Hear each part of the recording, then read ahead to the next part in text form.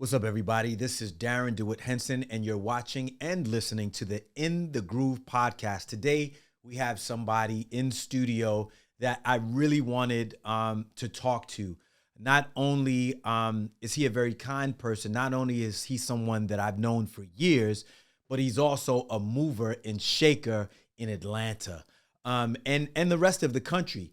But he is here with us in the Groove studio today for the podcast. Please welcome Mr. Jakeem Smith. Welcome, welcome, welcome. Thank you for having me. Well, one of the things that I do on this show is literally jump right in. So we're going to be a little bit different today. I want you to talk about, after I say these two words, I just want you to go into what it means to you. Okay. We're going to start there. Dover. Delaware. I mean, that's the first state. Dover, Delaware. That's where you were born, right? Correct. And what does that mean to you to come from there? And what does it mean that you left there and kind of rooted somewhere else? Tell me about your humble beginnings, because I want to let the people know who you are, right? And whose you are. Definitely. So coming from Dover, Delaware, it's the first state, small state. A lot of people always say, "Oh, it's black people there." I mean, it is. I come from a middle-class family. Mm-hmm. My grandfather did masonry work. He was one of the contractors that built like the Dover Mall and everything like that. My grandmother was a pastor. So I came from, humble beginnings. I pretty much my aunt was an entrepreneur. So she was a motivational speaker, author, and she was my mentor. So she basically was like, "What do you want to be?" And I was like, a photographer at that time. Went out, bought me a camera, and was like, "Go ahead and teach yourself how to shoot." And that's basically how it started. I started shooting. She started connecting me with her different clients that she had. And the rest basically was history from there. And then I wanted more because it was like I was in her shadows in a sense. Mm-hmm. So it was kind of like, okay, let me leave from Delaware because everyone kept comparing me to my aunt. And then I was just like, I wanted my own name. I wanted my own brand, my own legacy. I didn't want to be like, "Oh, he's a Smith." So I didn't want anyone to be like, "Oh, I gave this to him." Mm-hmm. So I wanted to earn everything that I did and not just, be giving it to. Of course, of course. So I moved to Atlanta when I was 19 by myself. Didn't have any family here at all. Found cousins later on the line down But here. clearly had a strong belief system in yourself to know that you could actually do something, right, outside of the family. Now, where did that come from? I'm interested in knowing where that belief system came from. I guess it was more so, like that, the prayer, just being in the church and everything, just believing and just knowing, like, without a shadow of a doubt, like, oh, I can do this. I can do anything that I put my mind to. So it was like a no-brainer for me. A lot of people were nervous for me, like, "You're going to go there by yourself?" And I was like, "Yeah, I'm going." Yeah, because ever since I met you, one of the things about you, Jakeem, is, and you are incredibly humble, right? Yes. But you always had, ever since I met you, a God is real vibration about you, a God that will allow you to do things if it's real in your heart. You've always walked with that. I mean, from the first time that I met you, first of all, you were always in the middle of everything. Any major star that came out of Atlanta kind of had to shake hands and come through you. I've seen you around the top reality stars, the top singers, the top actors that come out of Georgia. They really got to walk down your carpet. If they're coming out of Georgia, they got to deal with you. Talk to us about that vision and what that feels like to you. Because I really want to get into, because I know you're an amazing philanthropist as well. Yes. And I know the work that you do, opposed to how other people talk. Yes. In holiday time, they become this philanthropist, but you're that way, 365 days a year. But talk to our audience about that belief system that affords you the opportunity to, I think, meet and greet the people who have vision that you get to work with, because it's not just about them and it's never just about you. I always seen that you come with this, how can we help each other? And really, when you work that way, that's when everybody succeeds, right? When it works for me, when it works for you, and it works for the greater good. I've seen you move like that. Talk to us about that. So basically, I've always believed in experiences. I always wanted to be that person that gave an experience. So it's kind of like when you go to McDonald's, you always think about like the great experience that you get from McDonald's, or like Wendy's, or you think about the Happy Meal, you think about signature stuff, the arch, the Golden Arch. So with J Productions, it's always an experience. I'm gonna always make sure that you remember that time that you was around me, no matter what. It could have been something small, something big, but you're always gonna remember that experience, including the staff that I have as well. So each person, whoever it is, you're gonna always remember what happened during that time. So I feel like a lot of times people don't get an experience. You pay for something and then you don't get an experience with it. It's just like, oh, I just paid for it. Then you just throw it in the back and then you just never see it again. So I want you to always remember and be able to be like, you know what, when I went to this or this event or anything, I always just like Jakeem's events are always popping. It's not cookie cutter. You don't feel like you went to that same event. Like a lot of times in LA, you go to one party, you went to them all. Yes. Your events are really designed by you, and they have their own feeling. Correct. And I always remember that. Yes, and it's about a vibration. So I feel like you got to be connected to people, and you want to make sure that people can feel safe. It's like a safe place. Like when you go to church, I want people to be able to feel like that when they deal with J Productions. It's always a JPA experience, like JPA did it. That's right. Type of thing. So I always wanted to be able to do that for people, and that's why I always served. I was always a server, and that's kind of how I started off. Even when I came to Atlanta, Timothy Cuddy was a reporter. He did interviews. He hit me up on Facebook. It was like, hey, I want to see how we can work together. I started doing pictures for him, for his blog site and everything like that. And then I started networking. I'm a big networker. I feel like a lot of times in business, people don't network. They be in the building, but they're not networking. So it's kind of like you don't know who could connect with who that next bridge could be. Like we always say here on the show, your network is equal to your net worth. Yes. If you're not networking, you probably aren't bringing in any new money because you aren't helping anybody. Correct. Right? So you believe in that. Networking is so important. Big time.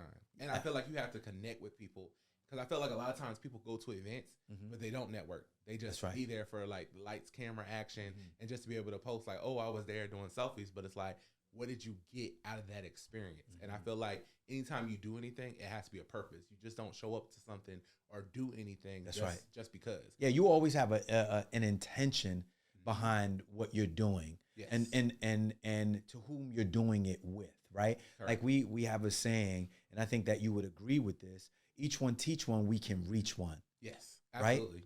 And so talk to me about the diversity in who you work with. So, I've seen you just with everybody. I know you work with Tamika Scott, who's a friend of the show. Yes. I know you work with Toya. Just give us a few names of the people that you work about and some of the diversity of personalities that you have to deal with, because not only do you do event planning, not only are you a philanthropist, but you're a publicist of sorts as well, and a writer. I know that you were writing for Sister to Sister magazine, right? And not only just that, but many other magazines. And so talk to me about the hats that you wear, because there are a lot of people who, brag about doing this, that, and the other, and they're not really good at any of them. Yeah. You seem somehow miraculously to be good at them all, which is really outstanding, which is why you stand out. Definitely.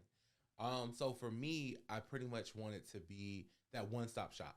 I felt like a lot of times I would have clients, because I started off as once I got done doing photography, I did an assistant work for like two people.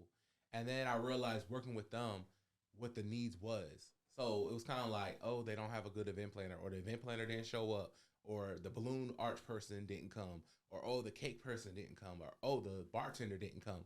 So I was like, how can I maximize and teach myself to be a need instead of just a want? And that's what I wanted to make sure that JPA gave that experience. So I started dibbling, dabbling, and bartending. Started taking like little classes, YouTube University. I love that YouTube University. And started learning that. So then when people was like, dang, my bartender called out. Okay, I got you. And I'm ready to, help them with their different signatures and stuff. And then it was the same thing with events. It was kind of like people would hire event planners, but it would be thrown together. So then I was just like, okay, let me learn colors. It's not hard to just put stuff together. Because you were doing more than planning an event. You were giving an experience.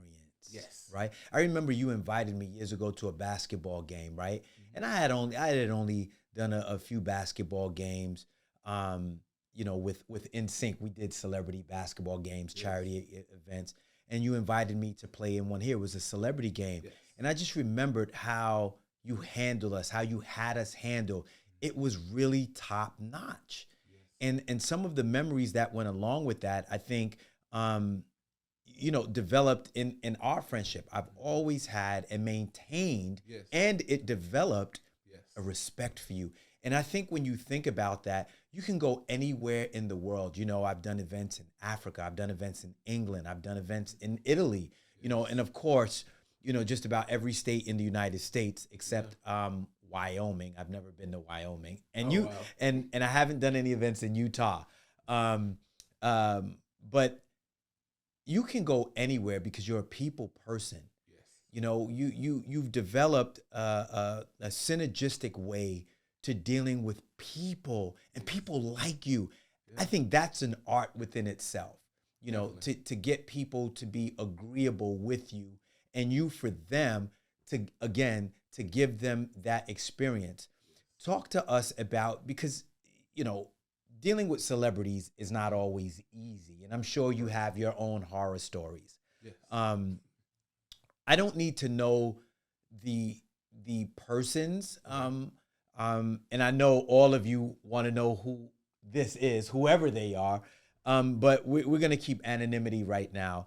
But give us some of the horror stories, just a couple of the horror stories, and not only the story itself, but give us, because you said something, need. As an actor, that's what we play, or at least should. My perspective as an actor is to play the need of the character. Absolutely. And that's when you're always going to find the truth. Because if you really want to know somebody, know what they need. Yes. And you will know how they will respond and how they will react. Correct. By knowing their need, because everyone is activated from their need. So tell us here on the In the Groove podcast, what is it that you think these celebrities, these artists who tend to act out, why do they act out? What do they really want? And where do you think they're going to end up by them acting this way? I feel like a lot of times people need attention, and I feel like they're not heard. They're overlooked. And just because of their celebrity, a lot of people don't treat them as human beings. So I feel like a lot of times they treat them for their status and not by who they really are. So sometimes they may act a certain way on television, but in real life they may not. I mean, they could be like that, but they could be a little different in person. So it's kind of like you're still treating them that way that you've seen on television or what you heard about. Sometimes superhuman, and these people are not. You're putting on them more than they actually can handle. Correct. Right? So it's like a pedestal, and it's kind of like, I think that's why a lot of these celebrities are, you know, committing suicide because of the weight of what the fans are putting on them and expectations more so. And it's kind of like they're supposed to be perfect all this time. And it's kind of hard for them. And it's just like, do you ever sit back and think about all the hardships that you have and how you have to show up for your family? That's right. So I don't think people really look at the big scope. They just look at, oh, they're a celebrity, they can handle it. And they got counselors, but some of them don't have counselors. Some of them don't have no one to turn to. They have to still smile. They still have to still show up because that's what they're accustomed to doing. Not just even being paid, but now that they decided to go in this field, they got to keep going. Even when the cameras stop, they got to still role play in a sense because that's what they chose to be, an actor or a model or whatever field profession they decided to do. They still got to show up. And that's the hard part because it's like, you don't never get a moment to be regular. I remember a time my grandmother, she don't really know celebrities at all. So she don't know who was who, but my grandmother's a giver. We were at the Coca-Cola factory, and it was an actor,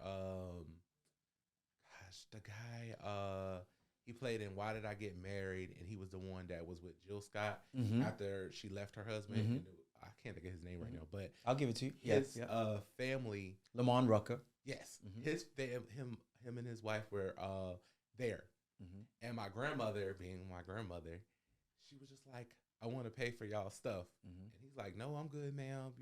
You know, you don't have to." That's right. And then my grandma was like, "No, I'm led to do this, and I'm going to." My grandmother's one of those. Like, I'm going to do this, and he's like, "No, ma'am." So then my grandma was like, she's like, no, I'm going to do this. Like, That's she's right. going back and forth with him. I'm like, Mama, do you know who that is? Like, and she's like, I don't care who he That's is. right. God is but telling me to do this. That's and right. then she like puts her purse on the thing, and then all these hundreds fall out the purse, and I'm like, Grandma. So it's just like one of She's those like, I'm experiences. blessed. Yeah, she's like, I want to do this, and she was like, no, ma'am. And then all my other family members come out the corner like, don't do that. So it's just like, you know, sometimes it's just those experiences that you just be like, wow, you don't really know who was. That's who. right. She's led by the Spirit to doing these things. You know,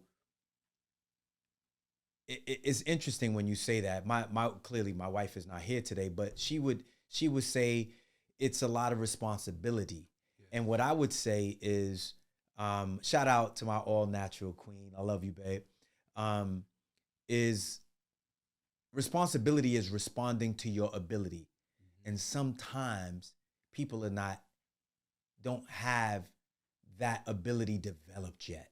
Correct. And so what happens, it becomes too heavy for them. Mm-hmm. Like I see, and I see how kind you are, because, you know, you tiptoed around the answer, but I mean, I know the industry I'm in, and I know how unkind some people can be, right? So, you know, and I always say people are like that when they forget. Oh, yeah. You forget your blessings. You forget you're blessed. You forget you're covered. And you forget that you didn't do it on your own. None of us get to the top by ourselves, right? That's right? Dr. Martin Luther King says, you know, you don't have to see the whole staircase, just one step at a time, right? Right. And so he said, if you can't run, walk. If you can't walk, crawl, just keep going. And so what makes you continue doing what you do? Because I know not everybody is like you, and not everybody is kind as you. So how do you deal in this industry, in this business, with those people who are not as kind and not as nice, and not as giving? You're a giver, they're takers. How do you deal with that? I think more so for me I think everything was a lesson for me.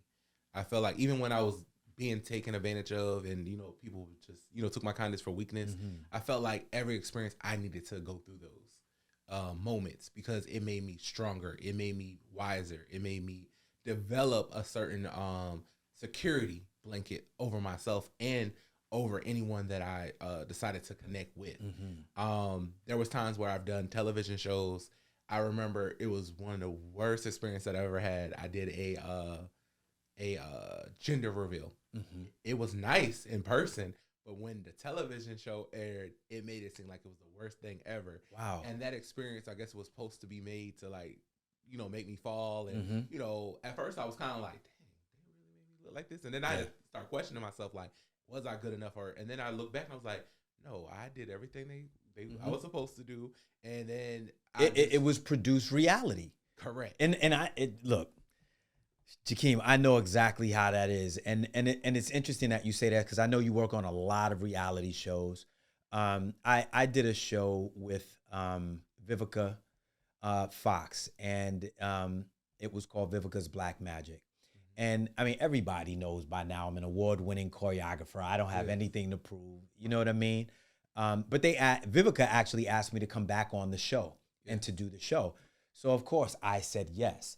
Well, you know, in those shows, you don't really know, but they hire certain personalities. And when I say personalities, meaning people with certain types of personalities, right? Absolutely. To come on the show, because it's going to make for great drama. Well, of course they did that. And of course there was one individual on the show who became the drama-filled individual that I had to deal with. And I realized during the process of the show, I was telling people, you know, don't get caught up in this. Remember, it's a reality show. And of course, certain people got caught up wanting to be stars. And, you know, I was trying to look out for them. Correct. And, you know, the person got fired off the show and blah, blah, blah, because they were trying to, you know, high sign. And they were an incredible dancer. Now, don't get me wrong. The thing is, the other guys, you know, were male exotic dancers, but they weren't professional dancers the way he was. He had worked with a lot of different artists. But it was set up to bring the drama. And I realized this was something I was trying to protect them from, but then I got pulled into it, just responding to what he had said, which was already scripted reality, right? And I was like, how could I get caught up? Because you get caught in the moment, being on camera, somebody saying something derogatory to you, and you going, hold up, I'm not here for that, which makes for perfect television. Sound bites. It's all about the sound bites. And I recognized it, and I said, this is, you know, they call it reality show, but it's unrealistic, but it makes for perfect television. Exactly. And so you got caught in it, I got caught in it, and we learn from it. We go through it to grow through it to glow through it. Exactly. Like God's Billboard t-shirt says. Yeah, because after that, I was like, I didn't want to do TV no more. And it was just like, when we're having regular conversations, and it's just like, you didn't do this, and I'm like, what are you talking about? And it's like real reaction. So they're like, but the way they played it made it seem like you was looking dumbfounded. I was like, because those questions wasn't even because they wasn't in there, right? So I was just like, so you got 10, 12 million people looking at you, and you're going, this is not what we're supposed to be doing. Yeah. But the element of surprise is what really makes up reality TV. Absolutely. It really is. Right? Yes. So now tell me, you know, some of the stars. I'm going to try to get something out of you. So with some of the people that you work with, what are some of the things that, if you can just give us one or two names of maybe some of the surprises that, you know, you had to deal with and put out fires? Because I know you had to put out fires. Tell us one time and what artists you had to help put out a fire for. It's been a lot. Let's see. I would say put a fire out. I think with Brownstone, when the member died. And it was Rest like in peace.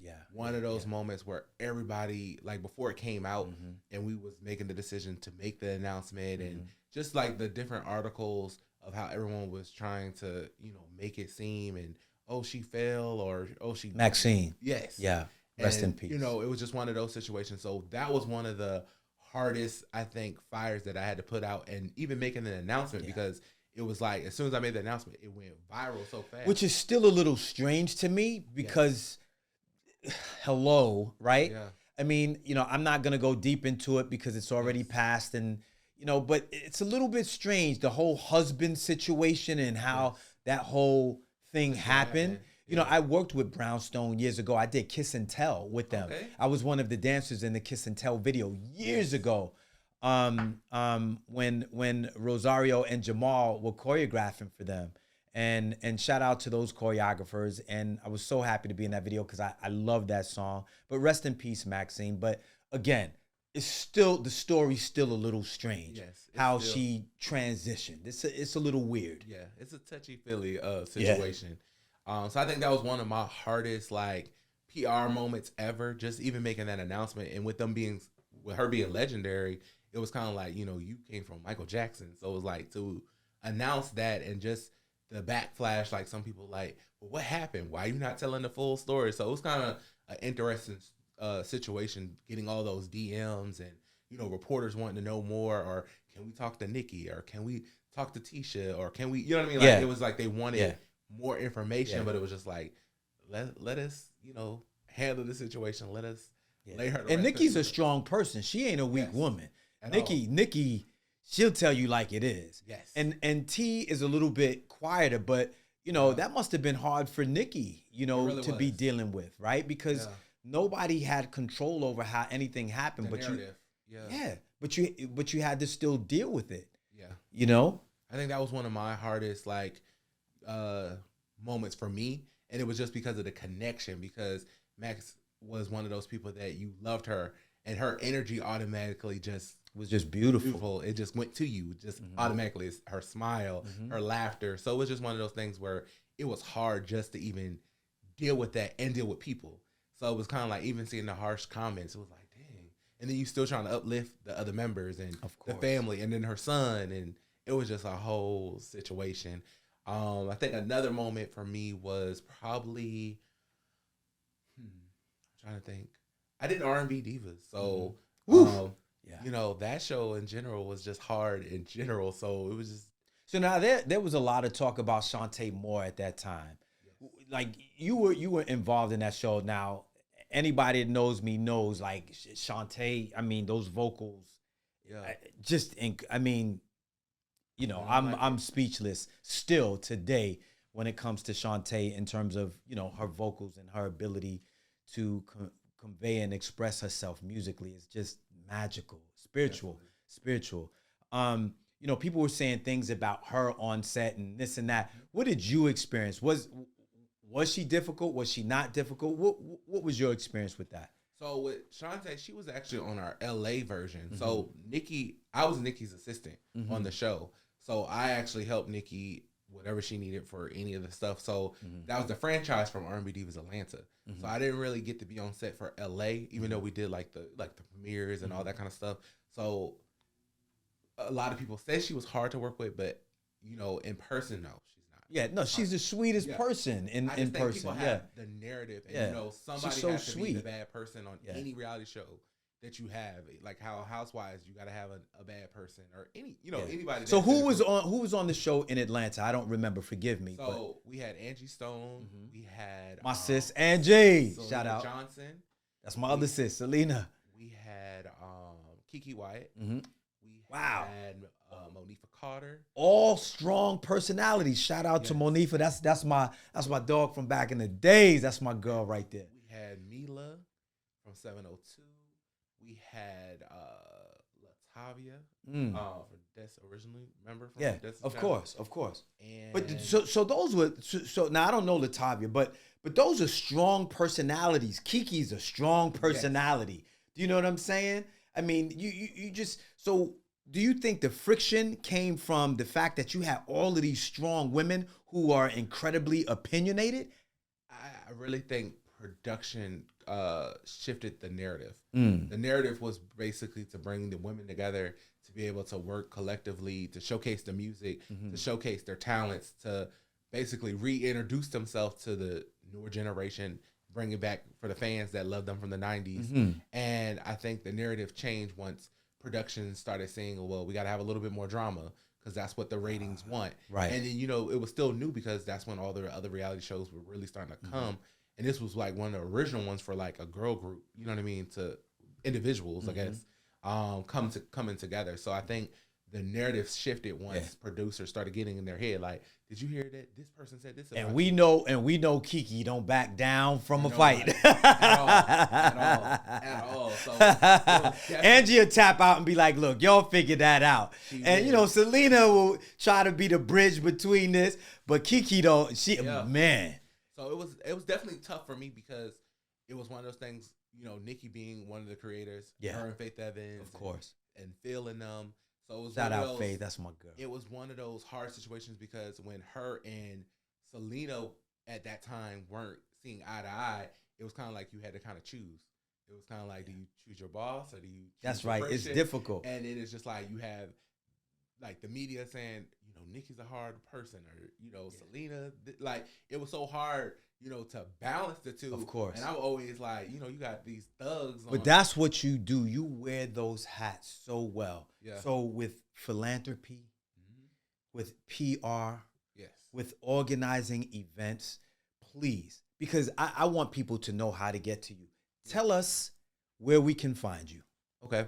You can find me on www.jayproductionsagency.com, IGJP_agency. 11, the number's 1119 Studios. We have a photography studio in Buckhead. I mean, we're just that one-stop shop. I mean, I feel like we have come a long way. I've been in Atlanta 13 years. Like I said, I came down here at 19, and pretty much, you know, I wanted to be able to help people experience what they really want out of life and to be able to experience what they deserve. Yes, sir. Will you come back on the show? Absolutely. We would love to have you back. Thank you so much, because I know you got so much more to give us, but we appreciate you for being on In the Groove podcast. This is Darren DeWitt Henson, and for my queen, Tari Henson, you have been